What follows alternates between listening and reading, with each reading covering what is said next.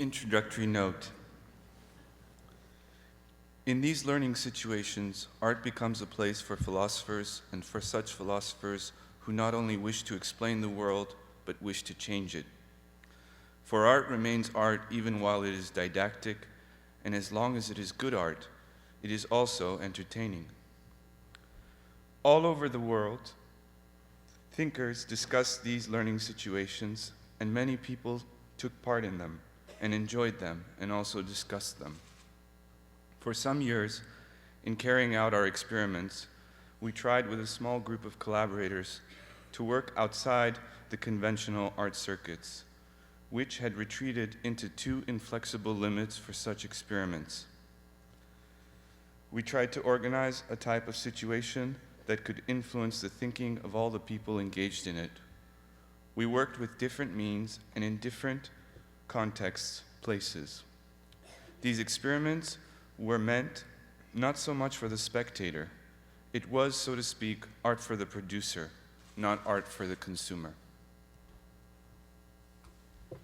Thinking itself is a way.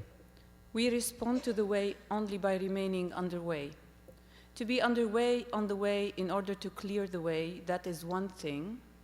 The other thing is to take a position somewhere along the road and there make conversation about whether and how earlier and later stretches of the way may be different, and in their difference might even be incompatible. Incompatible, that is, for those who never walk the way, nor ever set out on it, but merely take up a position outside it, there forever to formulate ideas and make talk about the way. In order to get underway, we do have to set out. This is meant in a double sense. For one thing, we have to open ourselves to the emerging prospect and direction of the way itself, and then we must get on the way, that is, must take the steps by which along the way becomes a way. Good and bad are doubly relative and are said in relation to one another, and both in relation to an existing mode. They are the two senses of the variation of the power of acting. The decrease of this power, sadness, is bad. Its increase, joy, is good. Objectively, then, everything that increases or enhances our power of acting is good, and that which diminishes or restrains it is bad. And we only know good and bad through the feeling of joy or sadness, of which we are conscious. Since the power of acting is what opens the capacity for being affected to the greatest number of things, a thing is good, which so disposes the body that it can be affected in a great number of ways. No matter how complicated anything is, if it is not mixed up with remembering, there is no confusion. But, and that is the trouble with a great many so-called intelligent people, they mix up remembering with talking and listening, and as a result, they have theories about anything, but as remembering is repetition and confusion, and being existing, that is listening and talking, is action and not repetition, intelligent people, although they talk as if they knew something and really confusing, because they are, so to speak, keeping two times going at once.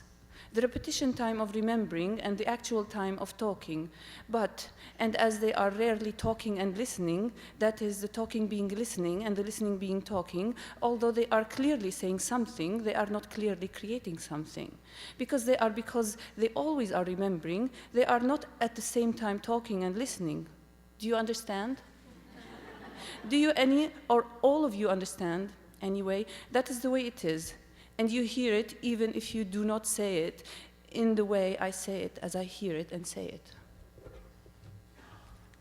Here is a present sitting in time's emptiness, staring at the trace of those who pass on the river's reeds, polishing their flutes with wind.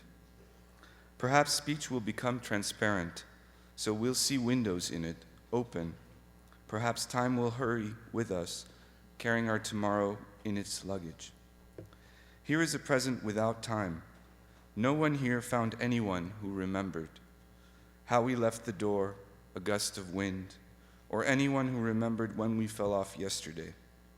Yesterday, shattered over the floor, shrapnel gathered together by others like mirrors for their image after us. Here is a present without place. Perhaps I'll look after myself and scream at the owl's night. Was that difficult man my father who would have me carry the burden of his history? Perhaps I'll transform within my name and choose my mother's words and habits as it should be. She'll be able to joke with me whenever salt touches my blood. She'll be able to comfort me whenever a nightingale bites my mouth. Here is a present fleeting. Here strangers hung their guns on the branches of an olive tree, prepared dinner quickly from tin cans, and left quickly for their trucks. The federal government's answer to the Great Depression was to create a series of relief camps across the country. Administered by the Department of National Defense, the camps were hastily erected and often squalid, serving the dual purpose of keeping the young single men away from urban centers and any possible protest movements, while providing cheap labor for private industry. Projects were almost always labor-intensive, substituting picks, shovels, and wheelbarrows for machinery. The men were paid 20 cents a day. Although no one was forced into the camps, failure to enroll would result in a loss of any relief benefits. Soon enough, the camps themselves became the sites of organizing and protest. In the face of state sovereignty, which can affirm itself only by separating in every context naked life from its form, intellectuality and thought are the power that incessantly reunites life to its form or prevents it from being disassociated from its form. The act of distinguishing between the mere massive inscription of social knowledge into productive processes and intellectuality as an antagonistic power and form of life, such an act passes through the experience of this cohesion and this inseparability. Thought is form of life, life that cannot be segregated from its form, and anywhere the intimacy of this inseparable life appears, in the materiality of corporeal processes and of habitual ways of life. No less than in theory, there and only there is their thought. And it is this form of life that must become the guiding concept and the unitary center of the coming politics.